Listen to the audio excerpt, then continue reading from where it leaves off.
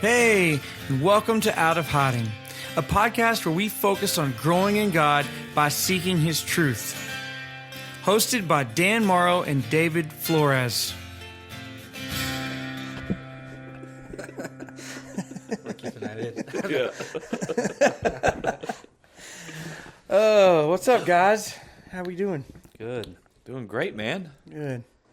Good week. Yeah. Yeah. You just got back in town. I did. Tell me about your golf game. Terrible. That'll sum it up right there. Lots of fun. Lots of fun. You never know where you're going to be. Yeah. That's about my game right there. Yeah. Any hail damage on some houses or roof damage from your swing or your Two of them. Had to get out of there as quick as I could. So good. Well, we decided. Actually, David decided. I didn't decide anything. He decided we would just do something different today. And hey, quit. People kept coming up to me. When are you gonna do one? When is Dan gonna do one? And I'm like, well, I thought we kind of been doing them as we went, with other people kind of sharing here and there. But I guess we need to actually do our own. Yeah. So the people want to hear. people want to hear. I was like, it's all about me today. It's my birthday. How old? 25. Today's your birthday? 25. Man, happy birthday. Did you get my text? I did. Did you get mine? I didn't. That's because I didn't send it. I wanted to do it in person. Yeah. Right. Yeah. Good. Yeah. It's weird on your birthday. You get like a million. I know. They birthdays. just It's come like- out of nowhere. And then you're like, I feel almost obligated to respond on Facebook, and there's like 900,000 of them. No, dude. I just clicked that like button. That's what I was doing right before this. Like. I'm like, I didn't even know they still liked me. Yeah. So, David, let's talk about your life. Let's talk about how you. I remember when you came into my life, you were a scumbag realtor, trying to sell us a building. Looking for a buck. Yeah. Yeah. No, I'm kidding on that. You were just a scumbag. Well, let's take it. No, again, joke. But Let's go back to the beginning, I guess. I'll just lead my own podcast. So, I grew up in Forney. Lived there pretty much my whole life. We moved to Kansas City for like 4 years. And then I came back to Forney in high school. Freshman year I came back, so I left. I don't remember. Whenever I came back freshman year. I played every sport I could possibly play. Played football, baseball, soccer, track, wrestling. I mean, everything I could play. At one time, I was playing 4 sports. They were all in the same season, and so that's pretty much what I did. Early years. why do you think you played so many sports? And I just loved it. I loved it. I didn't watch TV. I didn't listen to music. I didn't watch movies. People are always asking me, "Did you ever watch it?" No, I didn't. Mm-hmm. I was outside playing every day, all day, till it got dark, and then I came inside and repeat. I just loved being outside, playing, running, doing all the things. So, still like playing sports. I've seen you on the basketball court. I'm not very good anymore. Bring that fire. You bring that fire. But No. I do like running around. I don't know. I just enjoy Yeah. running out and around and, playing volleyball with my wife or whatever it is. So Are you a busy person? very busy. Yeah. Yeah. What are you so afraid of? Huh? I'm afraid of not being busy. No. Yeah, you are. No, What does a busy person get so busy for? I don't know. Well, I'm telling you why. What are you so scared of? I don't know what I'm scared of. This ain't the average guest, David. I don't know. I've always loved being busy, I guess. I guess if I was busy, I wasn't in trouble, Not that Yeah. I was. I guess I wasn't in trouble very much because I was busy. I don't know. I just love being busy, Doing things. doing things. What do you like doing? What do I like doing? Yeah. I like doing things. No, like this weekend we did flower bed, and I just enjoyed the mess out of it. I mean, it was so tiring for 8 hours digging and all the stuff. But So what do you feel when you're not busy? I feel like I'm not accomplishing something. I feel like I'm a bump on a log. So do you have a hard time sitting in the chair doing nothing, like at home? Oh yeah, I'm itching. I'm like, I got to be doing something, or I'm thinking, I need to do this, I need to do this, I got to do this. So do you rest? Sometimes. Like, what's your rest day look like? My rest day is, I don't know what my rest day is. Like, I've never So seen you it on don't. the So the calendar. answer is no. You lied to us. You lied. My rest is Guys, give him some grace. He's a liar. I am a liar, okay? We're gonna work through it. I go to bed, I'd say early. 7:30 I'm out. 7:30. 8 Well, yeah, because you don't rest. I'm out. You don't ever rest. You just work yourself in the ground. Yep. So I get good 10, 12 hours of sleep. Mm-hmm. So in all this busyness, how do you hear from God? See, that's the thing I've been working on here recently because, with Claudia, she came on and she said, she would give thanks to the Lord, she'd read the word, and then she would listen. So I've been like trying to implement that in my life. And I'm going out on the front porch and giving thanks, reading, and all right, I'm like, I'm gonna be silent and just listen. And it was like my flesh was I was at war with my flesh. I was like, okay, I gotta do this, gotta do that, I gotta do this. What's going on today? Why am I sitting here by myself? Why am I being quiet? He's not gonna talk to me right now. It's early. Blah blah blah blah blah blah. Mm-hmm. And so I've been at war with that. Here recently, trying to, I guess, be still and allow myself to listen. So I've seen a radical transformation in you, David. Yeah. Let me talk about that. I want to get. Well, to hang that. on just a dang minute. Hey, I want to talk about We're not resting. what spurred you. What was the initial thing that just spurred that movement that for you to look inward and go, man, there's something wrong with me. I got to make this change because I've seen a big change. It's undeniable. I think so. I'm gonna take it back a little bit. Okay. So me and Lacey have been together 10 years now. And she still likes you? She does. That's good. I think. Most days. So we've been together 10 years since freshman. I think I was like 14 when we met. And we graduated. I think we're like 20 years old. We ended up having our son. Let me take it back a little bit further. When I was 18, I was a spoiled child. I got whatever I wanted, whenever I wanted. Like, it didn't matter. Like, it was just, I had a card, and I just swiped it.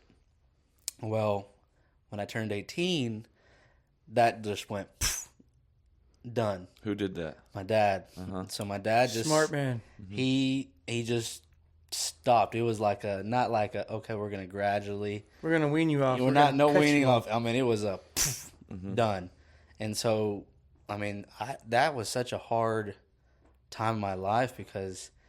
I didn't talk to my dad for 6 months. Like, my mom would cry, wanted me to come over or just talk to my dad or this or that. And I just didn't because I was just so pissed off. I was like, why would he ever do this? Like, blah, blah, blah, blah. And that's how I associated with money, with love, So I figured, okay, my dad doesn't love me. He's not. So you felt very unloved when I felt unloved. I felt betrayed, all the things. And so... when that happened, I was just like, I don't know, I just kind of was like in a rebellious mindset. I was just pissy. Well, then we had my son Asher. My wife found out she was pregnant, and that's when I started that whole, I got to go out and get it. Like, I'm not going to be a lazy bum or whatever it is. And so when we found out he was pregnant, I ended up having, I don't even know, like after we bought like 42,000 pregnancy tests, I had like $6 in my account. And I literally told myself, I was like, when he's born, I'm going to have XYZ in my account. I want to have more than enough.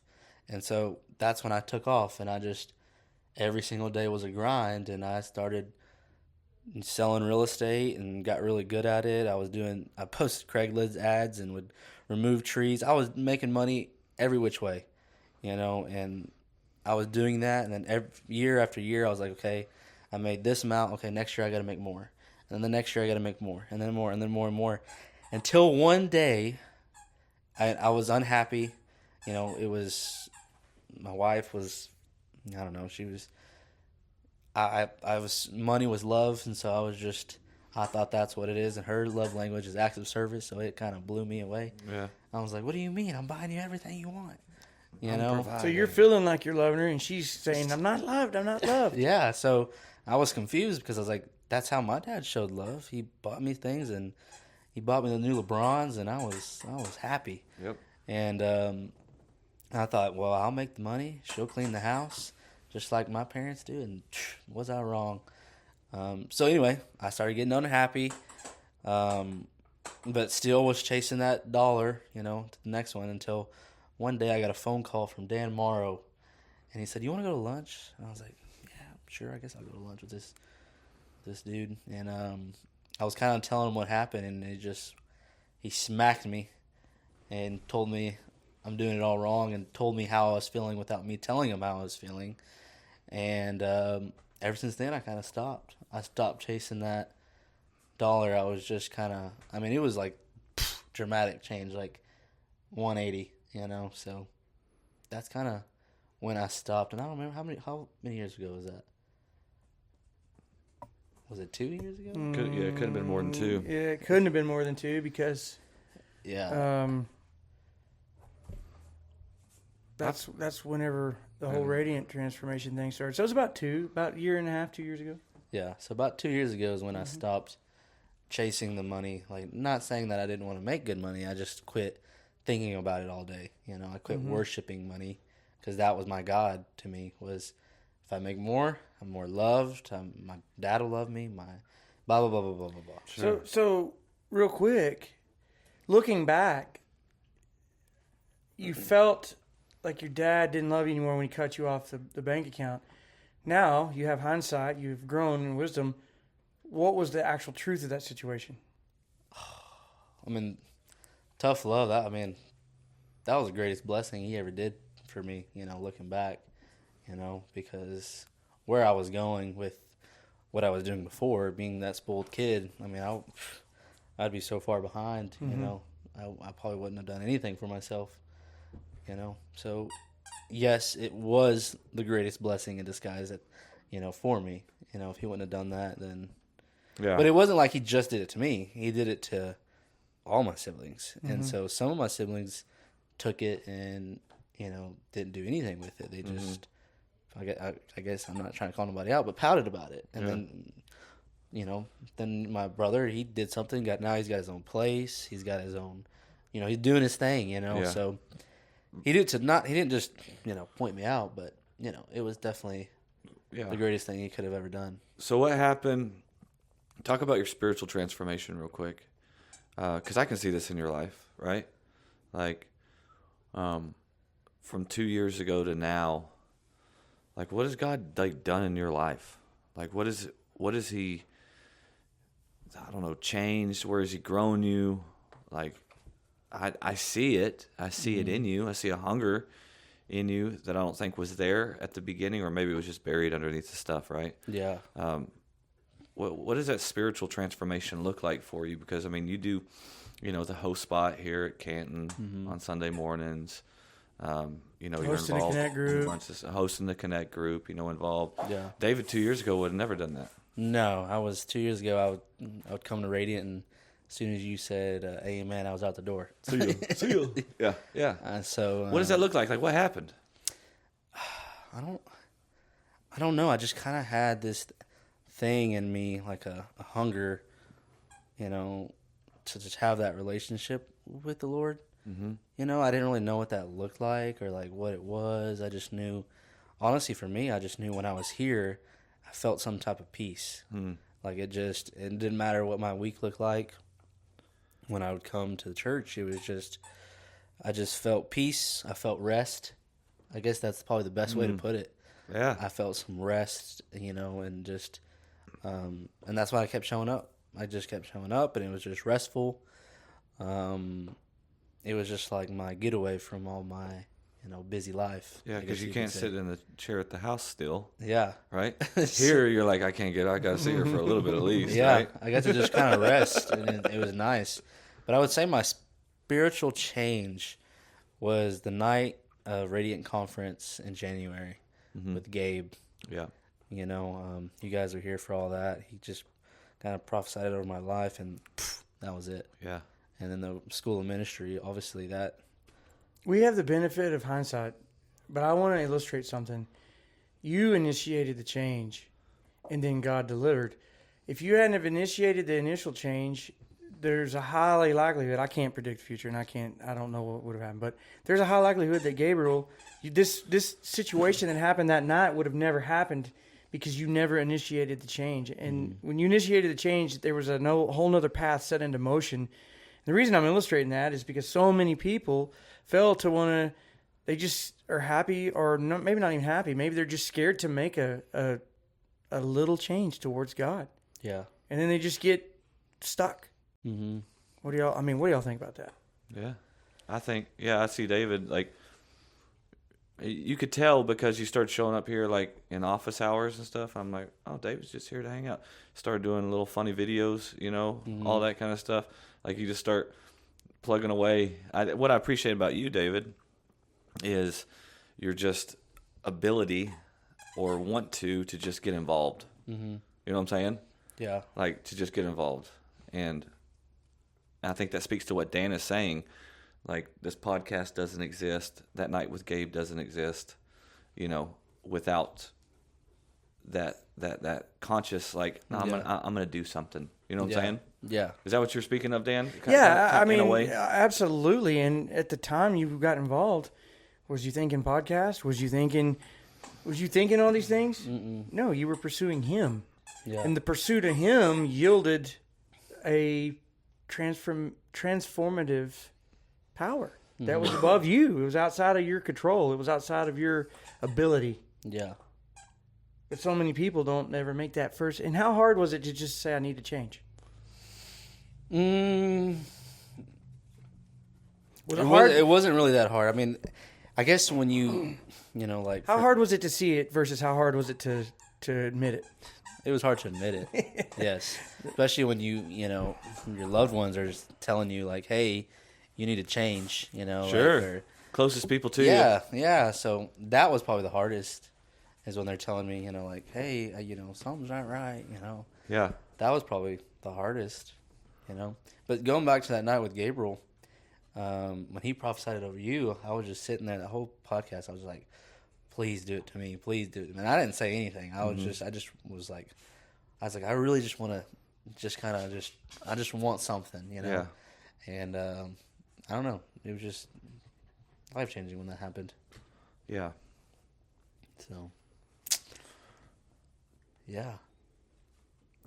So what do you think God's got for you now? I mean, where is your heart? I know you've mentioned some things. I don't want to, divulge anything that you don't want to talk about, but I know God's laid some things on your heart. I know you're really diligent about allowing God to guide you. So what are you thinking? Like, if you don't mind sharing, like, you don't have to share details or whatever. Yeah. But. I think it kind of goes back to when I was a kid. When I was a kid, I was probably 5 years old, and the church was, it was raising glasses for kids in Mexico. And they were like, everybody bring, a pair of sunglasses, or not sunglasses, like prescription glasses. And when I was a kid, I used to think, man, why bring one? I want to bring 500. Like, I want to give a bunch. Mm-hmm. I don't want to just do the little one pair of glasses. Like, why aren't people bringing 500? Goes back to, like, I think in January, that's when I really surrendered my business and my real estate and my home building business. I was like, you know what? It's not mine. It's yours. Like I want to do something, for your kingdom, not, Yeah. You've already blessed me a ton, and so that, I feel like now I'm on the path of just staying faithful in His Word and just listening to what He wants me to do and just being a cheerful, faithful giver. I feel like that's what I'm called to do, is to help people and to give to His kingdom, to let it grow and let it do its thing. I kind of had a switch. I remember, get commission checks. You always, I'm going to make this much money. So now it turned to, I'll get to give this much, I get to give, and I think that's where I'm headed, is to just be able to give to the church. And yeah, I don't know. You have anybody in your life that are great models of that? Like Givers? well, I mean, just what you want to do, what you want to be. Like, have you surrounded yourself with like people who maybe are in next seasons and further along down the journey? Like that's what I always do, right? Like if I feel like I'm called to something, then I'm like, I'm gonna get around the people that are doing it, and I'm gonna learn what this actually looks like. Yeah, so I started a podcast with those two guys. No, I was right. I mean, yeah. I mean, put yourself in rooms you want to be in. Yep. Like how you want to grow in. Yeah. I mean, I'm not kidding. When I was thinking podcast, people were like, it's a blessing to hear people. I'm like, this is more of a blessing to me than to I'm glad it's a blessing to you guys, but yeah. I mean, I'm taking these podcasts and I'm storing it. I'm taking what people have to say and I'm putting it in my life and Dan, after podcast when we go to lunch sometimes, or I'm digging like, hey, what do you think about this, or so you guys are really my mentors. Oh. So I appreciate you guys. Dan got to see me when I was a punk. I mean, you got to see me when I was a punk too, but I laid it out a lot on Dan, and and he kind of just took it and told me what I was doing wrong, and he does a good job with that, doesn't he? So Dan, I can always see the mistakes in others. Dan, I actually went to. It's a gift. I didn't ask for it. Just have it. Dan's one of those dudes.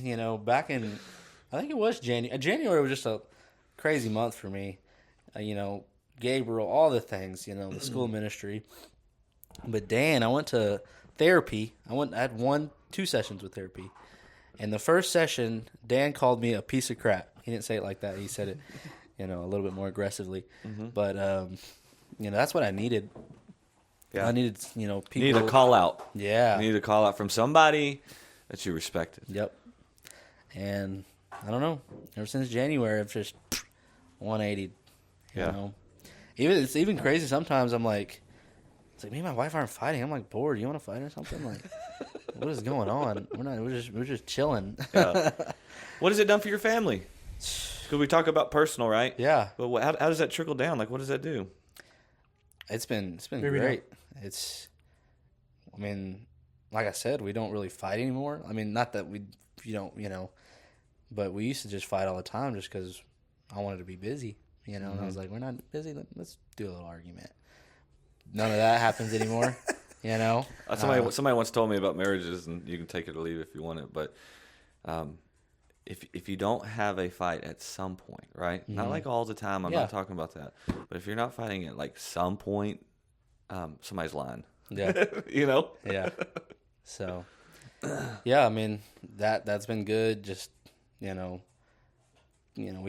kind of just I don't know. We just like we go out to eat now as a family, and it's just kind of like enjoyable. I'm not sitting there on my phone trying to close a deal. How connected is Lacey now compared to a year ago? I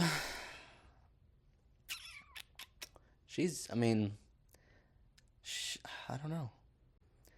I would say Lacey's going on a journey right now. If Lacey was 10% connected a year ago, what is she now? I don't know. See, let me get to this real quick. Okay. So Lacey was always the one in church. Like that was the whole reason why I was here, in the first place. Tell the story. So when we got together, Lacey was always writing me notes, telling me how hot I was. And back then I had, of course, yeah. And she'd always believe a Bible verse, and she was always, always doing good stuff like that. She's the one that, got us to Radiant. She went to the woman's thing, and she's like, I want to go there. Yeah. She said, that lady was so nice. And I was like, who are you talking about? It ended up being Jessie. So we started coming here, and we just never stopped. And but I would say she was the one that started. But now I feel like God's really got his hands on her life because things are changing. She used to she wants to find her purpose and what it is and whatnot. And I don't know. So she's always been our rock when it comes to being at church, reading our Bibles. She prays with the kids every night. It's like even if they're with my mom or whatever, staying the night, she makes it a point to call him, and say the prayer. I mean, she's always been our rock in our family. And now, we've been going to the school of ministry, and I'm learning all these things, and I'm trying to take them back to her, but it's hard. It's hard to like explain some of the things that we're learning, and I don't want to give away the school because I know it's, that's not what I want to do. But I'm trying to like show her these things, and she's kind of, it's cute because one day she gave me her phone. She was like, "Hey, look at these restaurants," and she's searching some of the words and some of the things that I'm talking about. She's trying to learn more about it, and so I don't know. Yeah. I don't know if I answered your question or not, but I can tell a difference in her just in my little interactions I have with her, like in the hallway, like on a Sunday morning. Of course, they're brief like that, right? Are you guys going to Connect Group? Mm-hmm. Is she going? Well, yeah, she's there. Yeah, that's what I'm saying. I see a level of connection on both of your parts that wasn't there a year ago. Yeah, I will say, like, after church, I don't know, like 2 weeks ago, I'm like, all right, honey, let's go. She's over here talking to everybody and, talking to Troy, talking to Nathan, and I'm like, honey, it's time to go. Like, nobody's in the church anymore. At this point, like, it's only like 3 families, and I bet I can guess them. you'll know.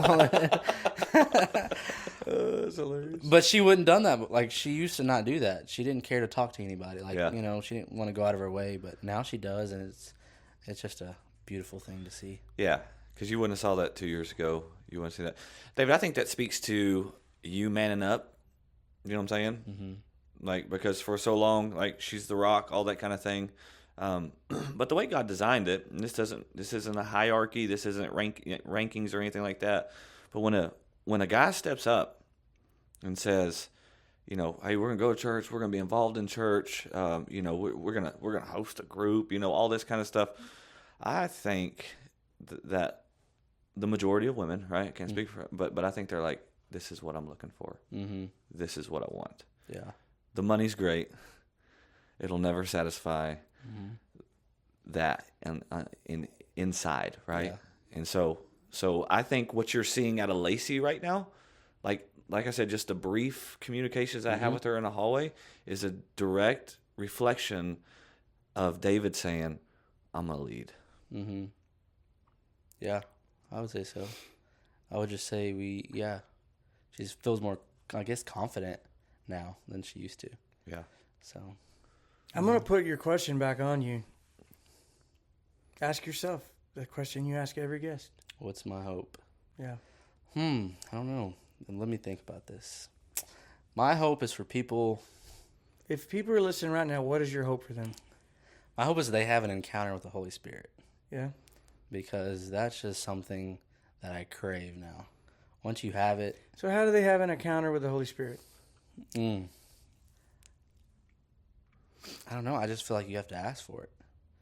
I know, I feel like for so long I didn't never ask for it, and I just thought he was just going to come knocking randomly on my door, and maybe I was going to have that encounter, but it never happened that way. I had to ask for it, pray about it, really seek it, and then once you have it, you want it all day, every day. Mm-hmm. I've never done drugs, but I can only imagine it's better than anything you could ever take, have. It's better than, any business deal. I mean, it's something you just like long for. And I mean, that's kind of what my daily, I just want that experience. It's like, you just know, I don't know. It's just like a sweet love is really what it is. You got hungry. Mm-hmm. Some people are like, I'm not hungry. How do you get hungry? You get around hungry people. Yeah. Yeah. And God shows up. Mm-hmm. Exactly what you're saying. Yep. You got to want it, I didn't want it 2 years ago, 3 years ago. I just kind of wanted to show up to church, leave, but I didn't want it. I didn't really, kind of had my ears on mute and just kind of was here because my wife wanted me to be here, Mm-hmm. And then I decided I wanted it. And once you decide you want it, it's over, He's going to give it to you. He's going to, put his hands on you, and you're going to want it for the rest of your life, I think. Yeah. So, he never fails to deliver. When you genuinely ask, he never fails to deliver. I haven't seen it in my life. You hadn't seen it. Have you seen it? Mm-mm. Faithful. The failure's always been on my end. Yeah. It's where I say the words and I make sure everyone around me sees me say them, but I don't really want it. Mm-hmm. That's where I failed, and I think you just kind of said that same thing. You didn't want it 3 years ago. Yep. But you might have acted like you did to make your wife happy. Yep. No, 100%. I did that, you know? Yeah, 100%. I was like, I'm going to be here because it makes her happy and I'm going to be a good husband, you know? And till now, it's like, I want to be at all 3 services. I want to serve. I want to be here. I want all of it. You know, I want it all. Mm-hmm. And it's been life-changing. So I got a question for you. For me, I'm not on the spot. No. But this seat right here doesn't get to ask questions. I get to ask them. Oh, okay. So I've been dealing with, you know, my flesh. We kind of talked about it yesterday in the school. What is the, you know, maybe you can tell people and tell me, what is the best way to get out of your head? Like what prayer, what do I need to say? Because sometimes when I am silent, like we were talking about earlier, and I'm going to war with my flesh, it's hard. You know, that's kind of what I've been dealing with here lately, like praying, reading the word, and then just kind of getting silent. It's like so noisy up in the head. How do you silence that? Yeah, I think the recognition of your flesh is never going to want it. Mm-hmm. You know what I'm saying?